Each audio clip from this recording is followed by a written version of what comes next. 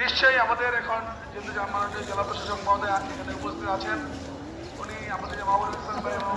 মাহমুদ ভাই আছেন, তারা আলোচনা করে কেন সন্ত্রাস কর্তৃপক্ষ আপনাদের ন্যায্য অধিকার বঞ্চিত করছে, কেন আপনারা